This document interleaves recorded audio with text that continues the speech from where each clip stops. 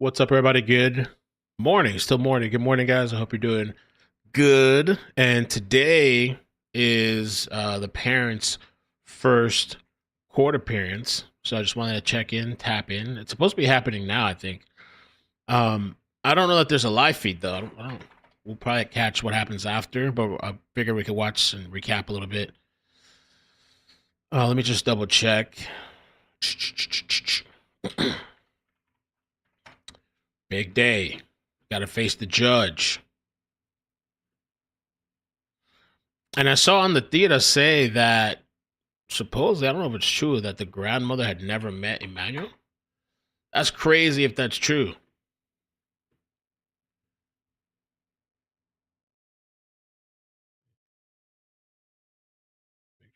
There we go. On the theater. Let's switch over here. So appearing in court today, Emmanuel Haro's parents doing court Tuesday. Still no sign this morning of Emmanuel Haro. The search for Still the missing missing baby continues as his mother maintains her innocence behind bars. Mario Ramirez is live in Riverside now, where Emmanuel's parents could make their first court appearance as early as today, Mario. Jen, Bob, good morning. That's right. We're just outside the courthouse. Emmanuel Haro, at this point in the investigation, authorities are presuming that the 7-month-old is dead. His parents have been named suspects in the case, and they're expected to appear here at this courthouse as early as this afternoon once the DA's office files charges. And while investigators say a kidnapping never happened, as it was initially reported, Emmanuel's mother, Rebecca Haro, is speaking out from jail. She spoke with the Southern California News Group, insisting her child was kidnapped, saying, quote, So she spoke from behind bars, and I saw News Nation had something as well. Hold on a second.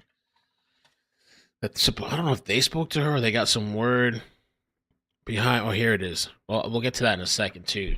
I want to be out looking for my baby. This is the lady that wasn't there searching. I don't think they were at the vigil, right? And now in jail, says she wants to be out there looking for her baby. I want to be out looking for my baby, end quote. She also spoke about her husband from behind bars, saying he's a good dad and he would never hurt a baby. Now, that jailhouse interview on Sunday, the same day. Wait, what? Jake Haro was seen. What? He would never hurt a baby. He's a good dad and he would never hurt a baby. How? How can you say that with the other baby? Their previous charges. This lady makes me think of Madeline Soto's mother. I don't know how that helps. She's still not locked up. She's free to roam. She riding and dying for the guy that did all the horrible things he did to that girl, to her daughter. And so she's still standing by him. Rebecca. He's a good dad. If he's a good dad, damn, what's a bad dad? Holy what? Crazy. Baby. Now, that jailhouse interview on Sunday, the same day Jake Haro was seen in an orange jumpsuit, cuffed, with San Bernardino County Sheriff's deputies searching for Emmanuel's remains near the 60 freeway in Moreno Valley. The body wasn't found, but detectives believe the baby, unfortunately, is dead. Rebecca and Jake Haro arrested at their Cabazon home Friday of last week on suspicion of murder. The story starts August 14th when Rebecca reported her 7-month-old was kidnapped after she was attacked outside a iCkEdMeL store. Days later, investigators claimed she, along with Emmanuel's father, Jake, had stopped cooperating, adding that there were inconsistencies in their stories. Emmanuel's disappearance leading to an all-out hunt and search for several areas in iCkEdMeL and Cabazon, including the couple's home. With the latest search efforts in Moreno Valley, both are now facing 1 count of felony murder with malice, according to Riverside County jail records this morning. And once those charges are officially filed, the two are expected to appear in court again as early as this afternoon. Right now, they're being held behind bars without bail. Damn, hoax. Self-conscious women who don't think they're worth anything will stay by the guy who showed them attention for life. Yeah, even over the kids. Anatiria's on the way to another location. Okay. Yeah, we'll check him out. Let me show you guys this, because I tend to drift all over the place. I'm gonna try to keep myself together. Brian Enton on News Nation, they did a segment too, and they were talking about the mother speaking from jail. I think it's kind of interesting that now she's in jail speaking. She did that interview. I know she did an interview in the beginning, and I think that was to maybe cover herself or the father. And she had nothing to say, I don't think. And now she's locked up, and now she has something to say. And said he would never hurt a baby. He's a good There's dad. a new mugshot, by the way. A lot of people zero. And the new mugshot. Yeah. With the black and blue. Her hairstyle. Did she get her hair done before she got locked up? She got highlights and stuff? Going in on both of those black eyes. And also, how strange that she's still talking from jail. She talked to the media before. Everyone was suspicious of her. Now she's talking to reporters from the jail, trying to stand up for her husband. As we reported, he was convicted. That is crazy. So I think she has, I don't know, either she's in denial or she's part of it. She got to be part of it. I mean, she's the one that concocted the whole story. Is she covering for him? And who's going to flip first? Right? Somebody's got to throw somebody under the bus. Who's going to flip first? So that's her new mugshot. Let me get a closer shot. Let's see here. I downloaded the picture. Let me show you guys. That's the mugshot. Is grandma still standing by the family? The parents? That's the mugshot there. Convicted in 2023 of an act of willful child cruelty. Right. How is he a good dad? That woman, she has some nerve saying that. He's a good dad, would never hurt a baby. What? Reporters from the jail trying to stand up for her husband. As we've reported, he was convicted in 2023 of an act of willful child cruelty 5 years earlier. It's an awful case. The victim was even younger than Emmanuel, just 10 weeks old, who suffered permanent brain damage. That's crazy. Jake and Rebecca also have a 2-year-old daughter who is now in the care of Child Protective Services. Every single day, it seems like this case just gets more and more disturbing. My News Nation colleague, Nancy Liu, joins me live from outside that couple's home, just outside Palm Springs. Nancy, they brought the dad out to search this weekend in the jail jumpsuit, and still nothing. No sign of baby Emmanuel. Yeah, remarkable developments in this case, Brian, but the bottom line is, where is baby Emmanuel? We are outside the Haro family home. This is in Cabazon, which is about 15 miles west of Palm Springs. We can tell you this house is deserted. Obviously, mom and dad, they are now in jail. The 2-year-old child is now in custody of Child Protective Services. And we understand that Jake's elderly mother is now staying somewhere else. I've been poking around. Jake's elderly mother. Mama's love. Where's she staying? Now in custody of Child Protective Services. And we understand that Jake's elderly mother is now staying somewhere else. I've been poking around this neighborhood, talking with people who live around here. They don't know this family. And the one woman said, you know, she's only seen the mom one time in 4 years. But on this side, Brian, I want to show you the memorial that is just growing and growing. It's about 20 yards wide. You and I, we've covered a lot of tragedy, and this memorial, it is significant. So many signs, you know, asking for justice for baby Emmanuel. Where is baby Emmanuel? This is obviously a case which has touched so many throughout the region. So many people had believed that initial story of the baby being kidnapped. Just a horrible story. Wait. The mom with the She said so many people believed it? black eye, claiming that, you know, she was changing the baby's diaper. And when she came to, the baby was gone. And of course, now the sheriff's department saying this is a case of murder. However, there is no body, despite an extensive search for remains, Brian. And there were also no tears, Nancy. You remember when she would go out, the mom, and give those press conferences, and she would be crying. But I always look closely in those situations. I always look right at the screen, and there were no tears, which had a lot of people feeling very suspicious from the beginning. And it is. I don't know. The tears thing too has been a long thing. I mean, I always think about those Australian parents. I don't think they were crying. The Australian parents. Was it Cleo? Little girl that was taken, And people were saying they were involved, and all this stuff, and they were not. It was some weird freak that was dressing up as a doll. What they call it, the Bratz dolls. Well, I don't know if he was dressing up. He had a room full of dolls, like from the floor to the ceiling. And he would be driving around with his little brat doll in the car, like on the side. Hi, just driving around. He had like a fantasy with dolls and stuff. He had a little Jerry curl, and then he took this girl out of a tent while the family was camping. So I don't know all the time that a crying is a marker if they're being deceptive or not. Like, you have to cry on demand. But you would expect to see some stressors, somebody really stressed out. I would think somebody stressed out, like really, like, oh my god, involved and whatever, searching and all this stuff. So sad. What were you going to say though, Nancy? Yeah, I was going to point out that there is an interview with the father with a media station in which he talked about baby Emmanuel in the past tense. So there are people who are also making note of that. Yeah, and again, the father who was once charged with child abuse and the other child is now nearly brain dead. The whole thing is awful. And I was just thinking, I mean, all those signs behind you, the little stuffed animals, the strollers, really drives home that this is just a baby boy. Heartbreaking. Do we know anything more, Nancy? Because I was so perplexed. They brought him out there in the jumpsuit on the side of the freeway where he spent hours like showing detectives around, but then they found nothing. Do we know what he said to police to prompt that? That's what I'm wondering, yeah.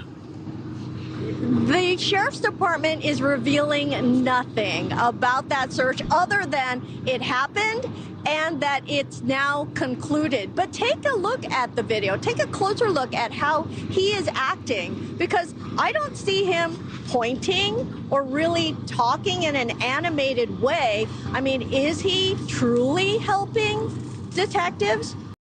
So yeah, what was the deal with that? Was he just BSing? Here's an interesting post that I found. I want to see if we could look at it together.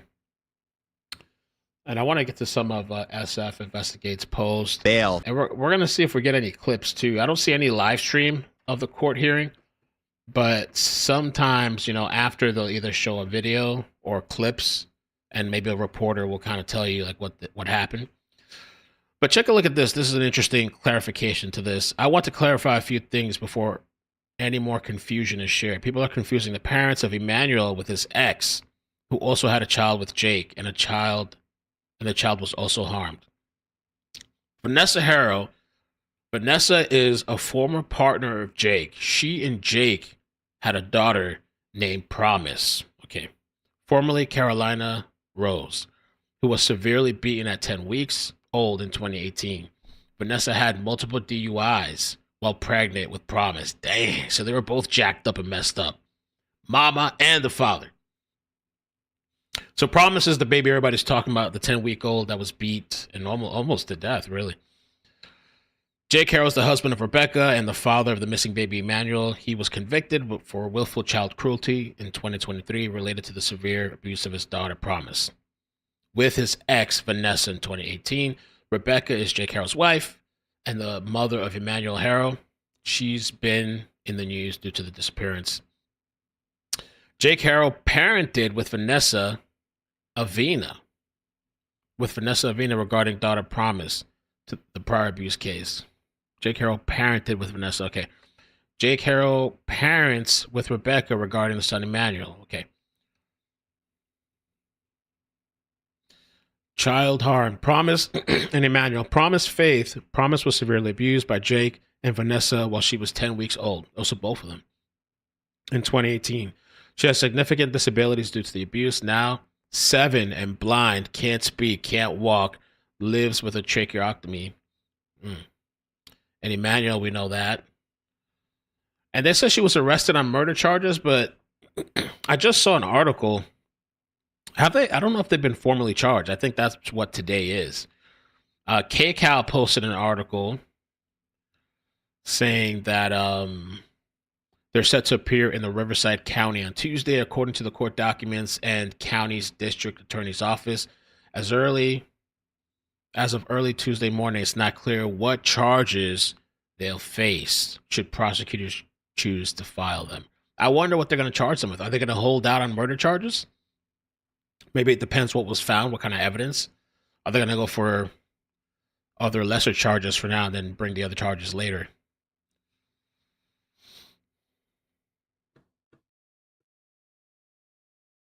Here's the promise. That's crazy, man.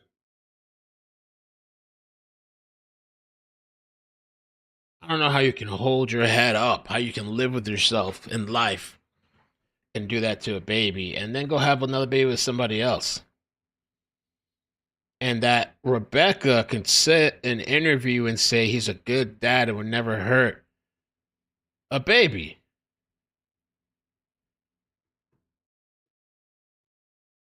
Doesn't make any sense. Let me see too. I wanted to check out on the Dita. Because I saw something interesting the other day here. Let me see.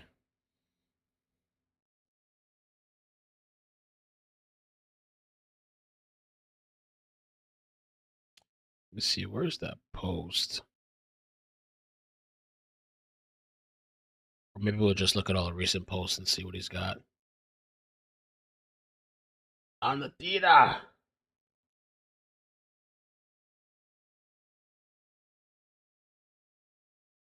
There was one where he talked about grandma. I don't know where it's at. Ahmed, and something else that a lot of people are talking about, there was a fire close to the home where yeah, I want to thank you for bringing that up because I was the first reporter on the scene. I have a lot of insider information, and I have built this rapport with the community throughout the Inland Empire, which Cabazon sits in and throughout. And so a lot of the stories that come to me first, I did receive the notice of the fire. Right away, a lot of these low-level, fly-by-night, people who can't even see straight, let alone get the story correct. So they turned this whole fire into a spectacle just because it happened to be directly in front of the residence that it tied it in. And I can understand why, but the people who reported it it was just a blatantly false story. They tied the little boy to that, and it just upset me so much that I didn't want nothing to do with it. And I even made a video discrediting because it was a home that somebody owned, and there was a mobile home. It was a personal attack on the owner of that house. It had nothing to do with the little boy. People are saying that they found the clue. And that's the thing, is that so many people on social media are now invested in this case that everybody's a reporter, even the ones that actually have a following. They just upsetting because this thing had nothing to do with Emmanuel, and they made it so that, and then in the same day, there's reportings of him in Bakersfield, which ended up being a 2-year-old kid. Like, how do you, and so it's just sad that the lawyer himself put that story out there as a diversion. As I said, fly-by-night lawyers, fly-by-night reporters, it's a fly-by-night case. Gotcha. I'm glad you're able to clarify that because you're on the ground, you know the folks, you've been working this area for quite some time. Let's take a listen to this because KTLA spoke with Rebecca, Emmanuel's mother, about what she claims the person said to her before knocking her out. I was gonna get the diaper and somebody said hola, and I didn't see nothing since. I woke up right here on the floor and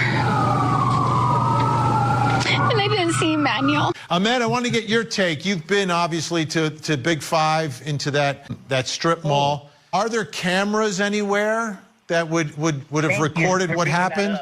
So in Yucaipa, California, the initial report was that he or somebody from that family called in or went to the Big Five or they called in saying that if there was any cameras on the facility or the property because she had locked her keys in the car or something had happened with her car. Somebody stole something from her. Something with her happened that she wanted to see if they had video, and they said, sorry, we don't have video. So she checked a few businesses around there, and we've confirmed that. And so she went around, or somebody from that camp went around snooping, and she thought there was no cameras, but we did actually obtain camera from one of the stores adjacent to the Big Five. And Big Five, I'm sure, has sent cameras as well to the San Bernardino Sheriff's Department. I know that Marlene's jewelry store, which had a CCTV camera directly facing that direction, and we have first-hand reports from the owner of that property saying that they did get even though I haven't seen that portion, but they did say that there was never anybody that came and said hola. That's from the Taco movie, I believe. She got that directly, and I just think that in this time of... Wait, Ahmed, you're saying, wait, slow down. You're saying that line, hola, came from a movie? Hola. No, it came from iCkEdMeL. Yes, it did. It's a movie where it's a taco man or a taco movie, and it's a man dressed in a taco suit. Just very, very typical, stereotypical movie of a taco, I guess. And he walked up to a woman and said, hola, and he zapped her with a taser. And I don't know where she got that from. Now, I've seen South Park. And one more question before we run out of time, Ahmed. 100%. Before we run out of time, you obtained some video. Did you see anything in that video? What did it show you? No, I can't confirm. I showed everybody. That was a 9-minute video that slowed down to 3 minutes. I have new developments that Rebecca did try to buy a hacksaw at a store in Beaumont, California, and she didn't buy it. But we do have workers at the Do It Best hardware store right there in Beaumont. And we got insiders there. We got insiders at the Waterman Discount Mall. We have a constituent in Miami, Florida right now. He's out of town on business, and he has 1080 4K video of the Waterman Discount Mall. Jake is outside.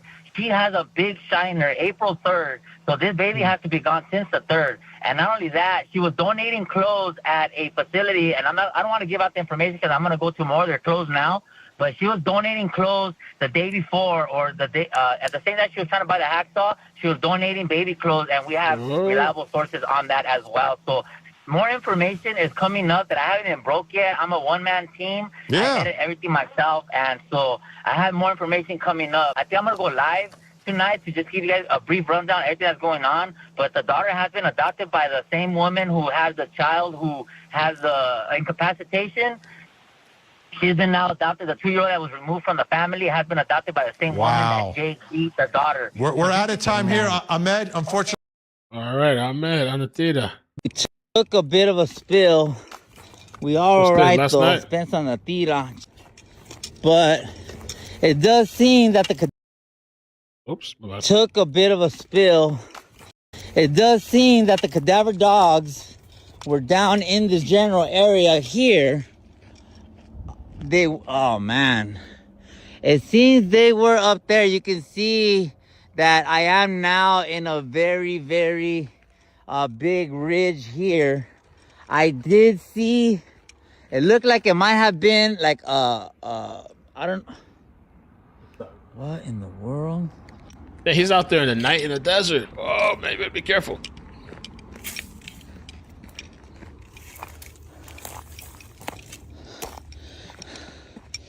What in the world? Blair Witch. In the Badlands. The Badlands.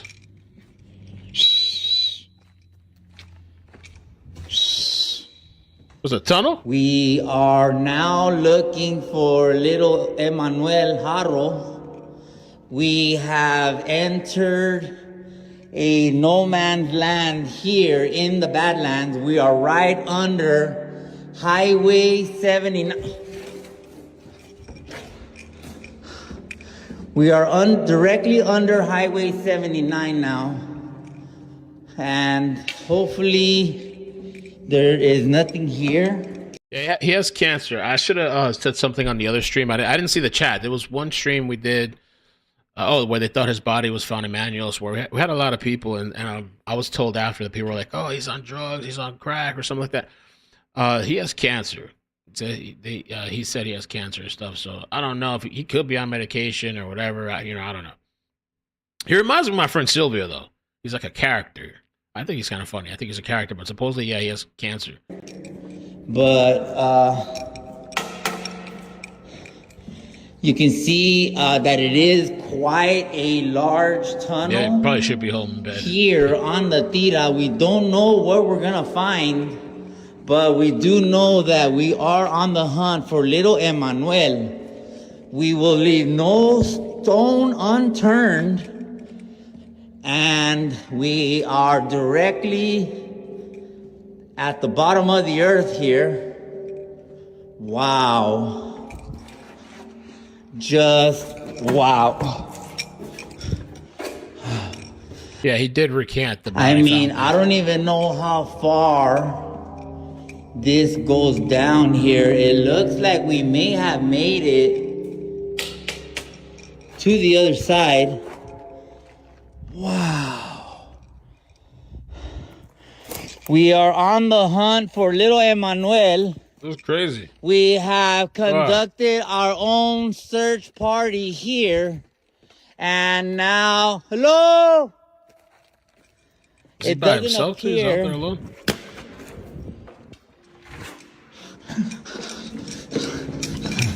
Ahmed Belloso, where we go through any lengths to find little Emmanuel, homie, even if that means climbing down to the bottom crevices of the earth. We took. Wow, what? This was, I guess this was last night. He said he passed out the other day too. He fell or something, and a cop helped him. Yeah, he reminds me of Silvio. He reminds me of my friend Silvio.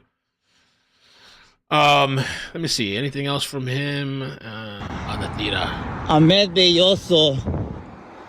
We don't know exactly what is going on here. I saw something that was interesting too. I think SF Investigates had some interesting posts. Let me see here. 8 hours ago, I notified the San Bernardino County Sheriff's Department about something of interest I observed when reviewing today's drone footage. The object located in the area they were searching yesterday. I'm not sure exactly what it is, but it appears to be something wrapped in black fabric or plastic. It's most likely nothing, but I felt it was worth notifying law enforcement, especially if they are back out there tonight, as some online rumors suggest. And they said, I spoke earlier today with Law and Crime. We're going to take a look at that. I spoke earlier today on the Law and Crime Network about the jurisdiction issue with the Emmanuel case. The arresting agency was the San Bernardino Sheriff's Department, but since the reported kidnapping was determined to be fake, we can't assume the murder they were arrested for occurred in San Bernardino. Okay, let's take a look at that. This looks really cool, though. I didn't see that. I'm out in Moreno Valley, drone imaging the area. That's pretty cool that he has that.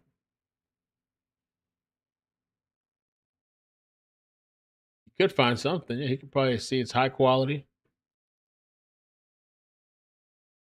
Let's take a look at Law and Crime, because he was on Law and Crime.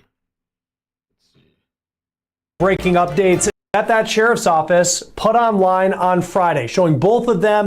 And somebody said, We need to take a moment to talk about our partner and sponsor, Morgan and Why Not Fight from Southern California. You can see members of law enforcement in this drone video taking bags of evidence.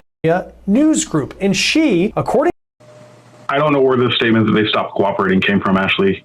I spoke to the lawyer. That guy was something else too. Back at the time of this recording. There are several major questions in Riverside County, California, as the search for little Emmanuel continues. Joining us now once again is missing persons private investigator Steve Fisher, who has been following this case on the ground in Southern California. And Steve, right now you are where we see these images of Jake Haro yesterday with law enforcement. They weren't able to find Emmanuel here. What are you seeing out there right now? Well, I haven't seen any search parties out here today. If they are, they're not in the immediate area. Right behind me is the area just over that ridge. I've been taking a look by drone. There's not anything going on in the area. It was really kind of a bizarre circumstance yesterday, with what happened. What do you think? I mean, we can only know, only detectives at this point know what Jake Haro told them in custody that got him the opportunity to go out to this area. And there was this hope that this was, in a very sad case, the potential that we could find Emmanuel's remains, and it didn't happen. I guess, what do you make of that? Because, I mean, at this point, Jake Haro is accused of being, he looked right into the camera as if that there was a kidnapping, so he's not someone to trust. But what do you make of the fact that nothing seems to have come of that whatsoever? It's, all right. I mean, it's not a regular thing for an inmate to be taken out of custody like that and be taken to a crime scene location. You know, it's in rare circumstances in cases where, you know, body's hard to find. I don't think they would bring him out here and really felt confident in the information, whatever information he was giving them, you know, and uh, that it's bizarre. And they didn't seem to spend a whole lot of time here either. They wrapped up fairly quick. You would think that if he was like, you know, I know it was this general area, they would have left search and rescue out longer, or left the canines out longer. You know, we saw detectives searching out in the field for a while. I don't know. Maybe they weren't looking for some other type of evidence. Maybe it had been moved. Maybe there's a cell phone. Maybe there's something else. Although they did have, you know, canines out there. So it's really it's strange. It seems like they gave up fairly quickly, or faith in his statements fairly quickly. Steve, the next question is a pretty morbid question, but that's the direction that this story's taken now that it's a murder investigation. It's unclear when the last time anyone saw Emmanuel Haro. It's been speculated at least a month. I mean, long before this alleged story of a kidnapping that his mom said outside the sporting goods store. I mean, realistically speaking, and this is the morbid part of the question, I mean, what exactly could law enforcement find? How much could law enforcement find when it comes to actually locating the remains of Emmanuel Haro? Well, it's going to depend if he's above or below ground. So let's say he's above ground, which is what it looked like how they were looking yesterday. You know, this is, you know, we've been in a heat wave here, and this is already a hot part of Southern California. So 100-degree weather, you know, if it's been a month, a small child, a decomp process will happen pretty quick. And then also this type of area, there's predators out here. There's coyotes, mountain lion. There's all types of stuff out here. So, and that we see in search and rescue all the time, you know, predators will spread remains and whatnot. However, cadaver canines can still pick up that scent, and you know, so they would be able to find something, and from there, kind of piece it together. That was going to be my next question, just because I think for us on the outside, we probably take for granted how effective a dog can be in a search. I know the dogs were at the Haro's home when they were looking for evidence there. I mean, how long ago could a body have been put somewhere and for a cadaver dog still to pick up on a scent? Oh, cadaver dogs can pick up 100-year-olds. So they train them on Civil War grave stuff. It's amazing what they can do. But, you know, the canine is just doing a task. It's playing a game. You know, it's really the handler has to be just as well trained as well, because if they're not picking up the detections from the canine, you know, it's a little different with cadaver dogs or HRD dogs. You know, if they don't just trail right to a location of a body. I mean, I've been on searches before where a person's been missing a long time, and that those cells, that scent that the canines are trained to pick up on, has actually gotten into the soil and grown up into tree roots. And so they'll hit on a tree. You have to backtrack, you know, so it really depends on the situation. But now something like this, where we're talking about something that's been out here a month, it's going to be a lot easier. But I have also been on searches where, you know, canine handlers clearly have missed, you know, the signals. I think that happened in the Chris Watts case. I didn't really follow that case too closely, but I heard that was, you know, something that happened there. We were talking before we started recording just a little bit about the jurisdictional aspects to how this is going to play out, because tomorrow is when both of them are listed, according to online court records, to be in Riverside County, California, in court, but their court people could not confirm or deny whether or not that's actually going to happen. San Bernardino County is the agency that arrested the couple. They have been working the case since Rebecca Haro claimed that she had been assaulted in the parking lot in iCkEdMeL. How could that come into play, just with how you know the area and the jurisdictions and the lines and everything that's kind of playing out with this?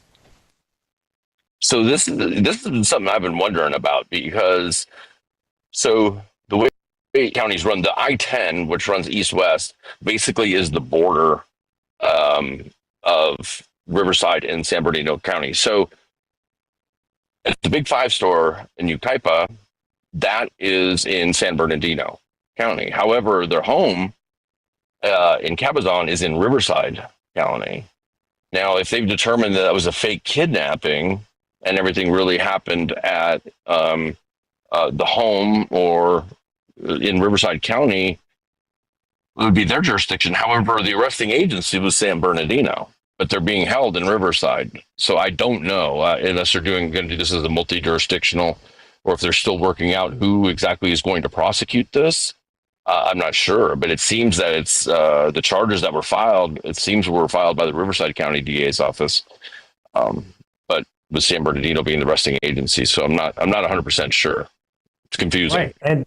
And it's interesting too, and I know we've talked about this, that it was Riverside County that dealt with the case involving Jake Haro in his previous child cruelty case dating back to 2018. So, and there's a lot of questions there about how that played out. As far as this case, still even, I mean, I think last night when you saw the images of Jake Haro and you're thinking, oh my gosh, this is, you know, how this story potentially ends in terms of finding this boy and that they're coming clean on what actually happened.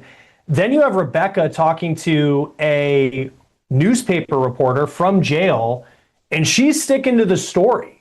The fact that you see Jake out with detectives, though they didn't find anything, and then Rebecca still claiming that she was attacked, that the boy was kidnapped. What does that tell you about what's going on inside the jail and how detectives are handling this right now?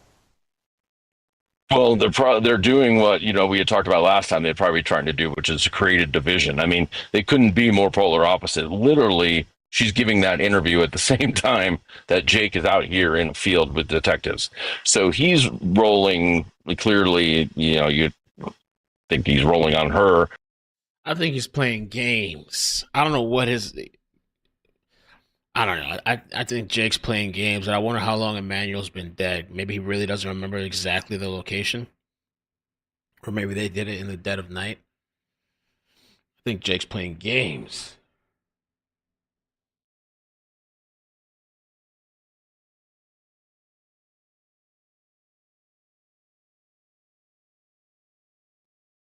Probably not himself. And, you know, I picked up the affidavits in support of the arrest warrants from the 2018 case, and he did the same thing in there.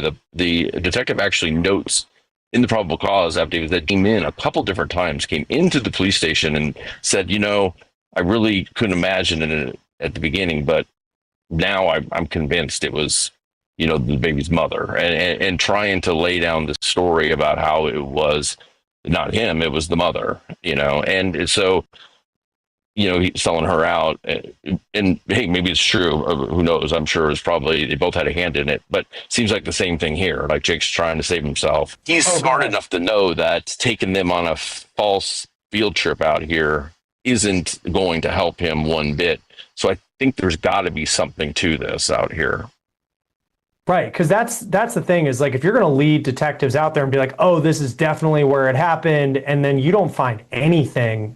And for them, to your point, I mean, they're not out there today. You would think if there was a credible lead that they would at least still be searching, but we haven't had any reports today that they're still looking around there, to at least our understanding.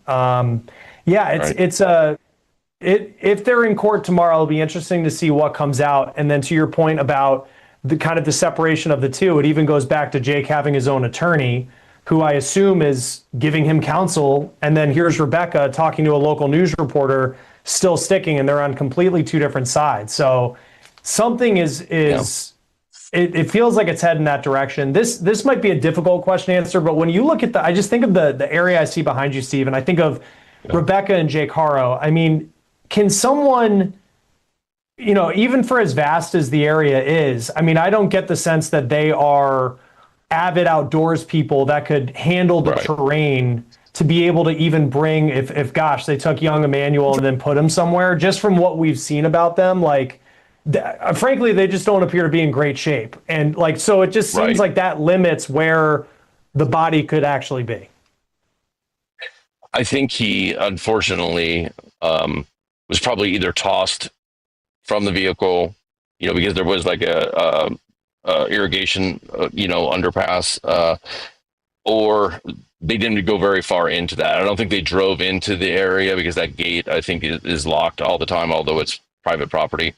I get the same impression. I don't think he's going to be far off the road. That's why we didn't see search and rescue or detectives going too far up into those hills. They seem to be looking close to the bridge area. Yeah, and however this story continues on, it's obviously just an incredibly sad story, and we'll see how all of it plays out. And if they're in court tomorrow, we'll continue to watch for that. Missing persons private investigator Steve Fisher, thank you for taking time to speak with us as you've been searching on your own. Okay, so that was SF Investigates on Law and Crime. Andrew, thank you for the 5. Says, I don't think the blood is Emmanuel. It could be Jake's brother. Oh, yeah, Jake's brother passed away in that same house, right?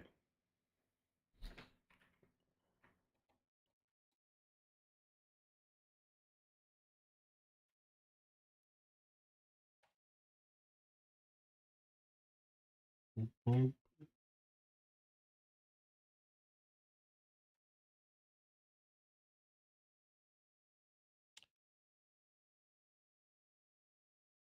So there's posts on Facebook and Instagram claiming that on May 6, 2021, Jake Haro's brother named Hector, Hector Haro, died inside Jake and Rebecca's home. I don't know if that's verified, but I have seen that going around. Let me check out what Cinema Shogun's been saying about this. Just curious. I know he's been doing a lot of posts on this.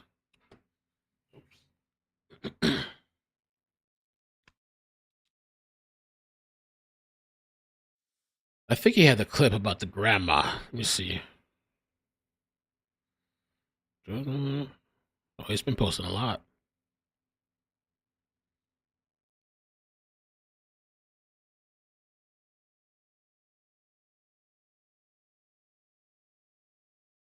Restraining order.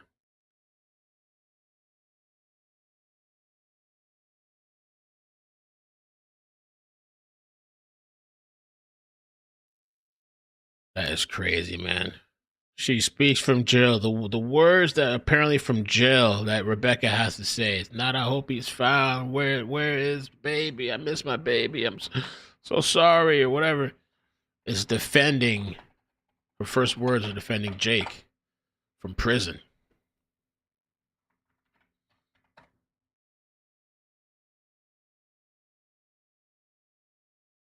And let me see. I don't see any live feeds for it. I'm thinking, hopefully, I'm sure there's some reporters inside. So later we'll hear what actually happened. And maybe they're, I don't know. I'm hoping they're going to have some charges.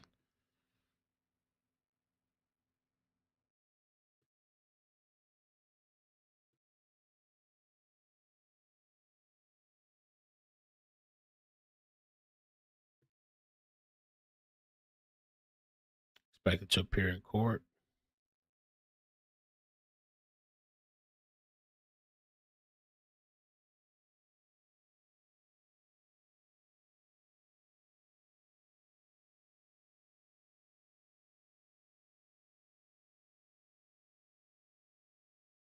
Maybe. A live student said the boy's body is probably some other location, and Haro's leading police away. So sadly, decomposing remains are picked up by animals or heat. Yeah, he could be just buying time. He could just be buying time. I wonder if the baby was dumped out there or they did something in the cops arrest. Found the child's head. I can't think of anything more horrific that we've experienced. 7-month-old Emmanuel Haro now presumed dead. The boy's parents, Jake and Rebecca Haro, now under arrest, accused of... I don't know what that was. Talking about the head. All right, I guess that's it for now. I just wanted to kind of update a little bit some of the stuff that's been going on. Waiting for court. At the Riverside Hall of Justice in Riverside, California for an arrest. Where'd it go? All right, you guys. So Rebecca and Jake Haro are set to appear in court later today at the Riverside Hall of Justice in Riverside, California for an arraignment. Okay, so they are being held without bail, and that's all good and all, but there's a little bit of bad news, and hopefully this isn't the case, but we'll see how this goes. So I was making my rounds and watching an interview with CBS 2 News, and they had criminal defense attorney Steve Meister. He was talking to them, and he said, which is this is the bad news.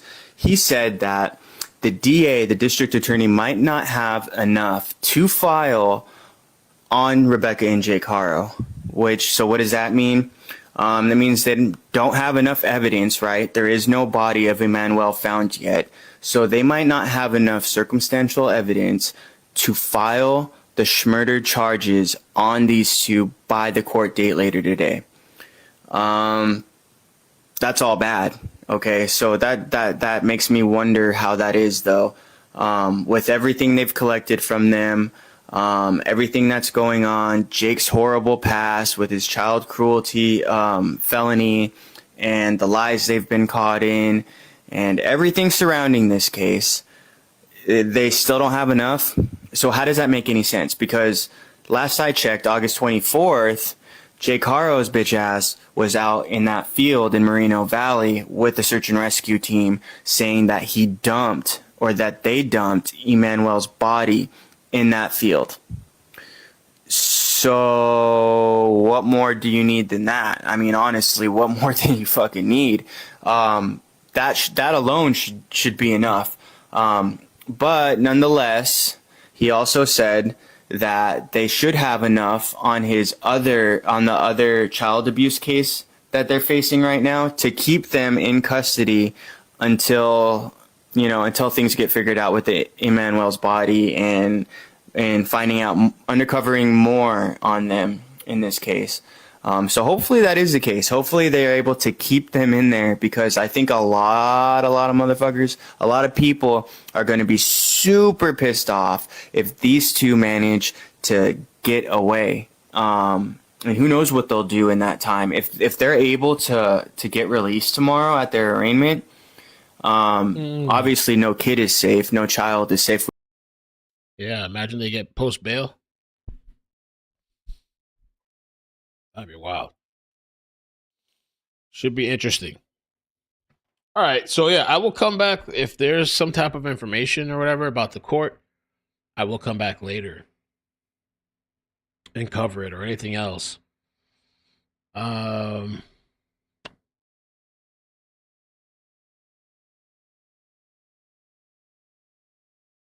baby Ayla Reynolds case. Nobody was ever found. The father is the only suspect. Despite a lot of Elias' body found in the house and car, the father remains free without charges. Really? Oh. Little Nas out of jail after posting bail.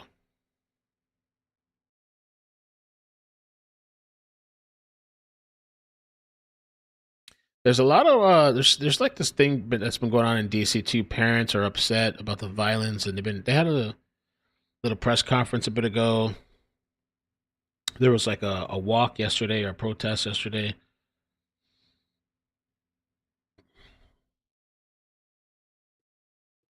Excuse me. Weird, man. Weird. I don't get it with these parents. So I've been having a lot that I've been doing behind the scenes. I'm still like unpacking stuff, setting things up. So, I'm still showing up, but I'm also like doing a bunch of stuff. I have to hook up a new cord for the internet and run it along the wall so it's not on the floor. Got a bunch of little different things, but I'm still here. I'm around, and I'm keeping an eye on things. Crazy, crazy.